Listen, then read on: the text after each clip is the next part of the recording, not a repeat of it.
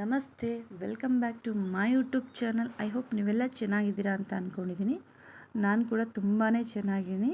ಸ್ನೇಹಿತರೆ, ಕುಂಬಳಕಾಯಿನ ಬಳಸ್ಕೊಂಡು ರುಚಿಯಾಗಿರುವಂತಹ ಈ ಕಾಶಿ ಹಲ್ವನ ಹೇಗೆ ಮಾಡೋದು ಅಂತ ನಿಮಗೆ ತೋರಿಸ್ತೀನಿ ನೋಡಿ.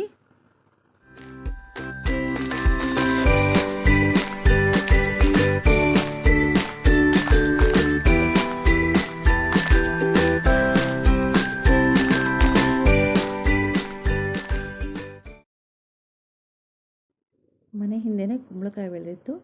ಕುಂಬಳಕಾಯಿ ತೊಗೊಂಬಂದು ಚೆನ್ನಾಗಿ ತೊಳೆದು ಮೀಡಿಯಮ್ ಸೈಜಲ್ಲಿ ಹೆಚ್ಚಿಟ್ಕೊಂಡಿದ್ದೀನಿ. ಸಿಪ್ಪೆ ತೆಗೆದು, ಸಿಪ್ಪೆ ಕೂಡ ವೇಸ್ಟ್ ಮಾಡಿಲ್ಲ, ಅದನ್ನು ಚಟ್ನಿ ಮಾಡ್ತೀನಿ. ಕುಂಬಳಕಾಯಿನ ತುರಿದು ಒಲೆ ಮೇಲೆ ಬೇಯೋದಕ್ಕೆ ಇಟ್ಟಿದ್ದೀನಿ. ಅದು ಚೆನ್ನಾಗಿ ನೀರಿನ ಅಂಶ ಫುಲ್ಲು ಡ್ರೈ ಆಗಬೇಕು.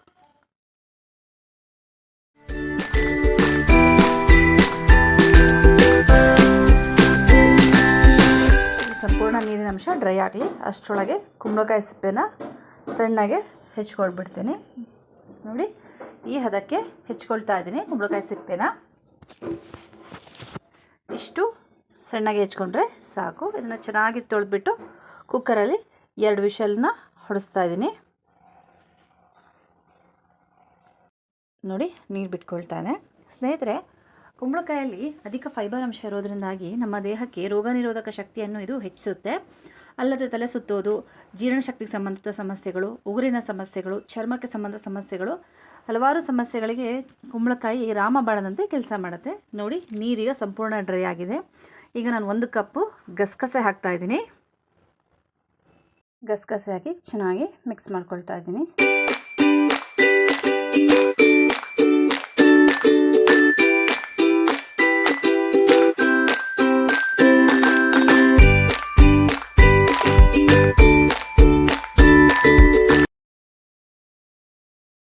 ಮೂರು ಲವಂಗ ಹಾಕೋತಾ ಇದ್ದೀನಿ ಫ್ಲೇವರಿಗೆ.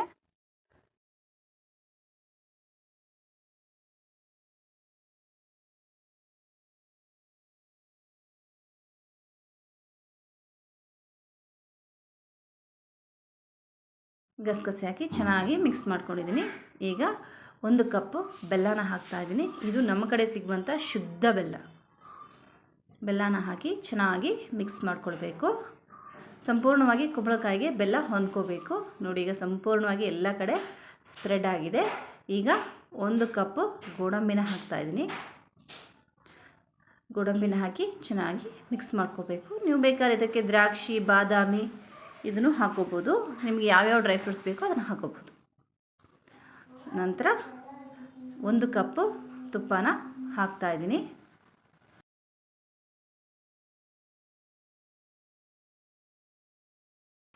ತುಪ್ಪ ಚೆನ್ನಾಗಿ ಹೊಂದ್ಕೊಂಡು ತಳ ಬಿಡೋಕ್ಕೆ ಶುರುವಾಗತ್ತೆ.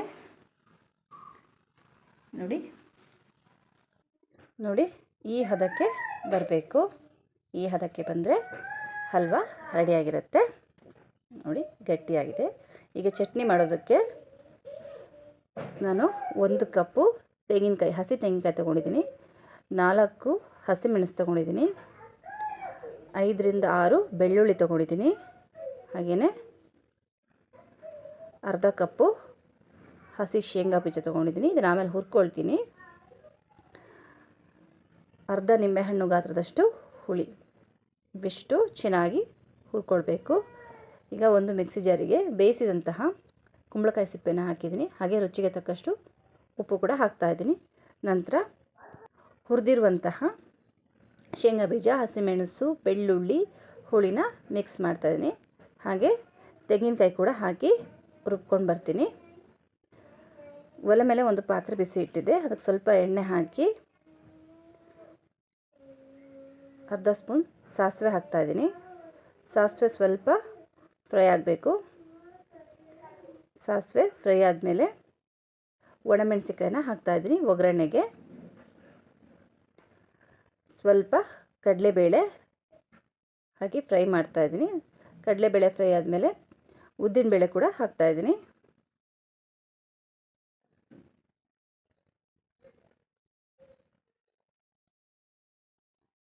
ನಂತರ ಕರಿಬೇವಿನ ಸೊಪ್ಪು ಹಾಕಿ ರುಬ್ಬಿದಂತಹ ಚಟ್ನಿಯನ್ನು ಹಾಕಿದರೆ ರುಚಿ ರುಚಿಯಾದಂತಹ ಕುಂಬಳಕಾಯಿ ಚಟ್ನಿ ಹಾಗೂ ಕಾಶಿ ಹಲ್ವಾ 2 ತಯಾರಾಗಿದೆ.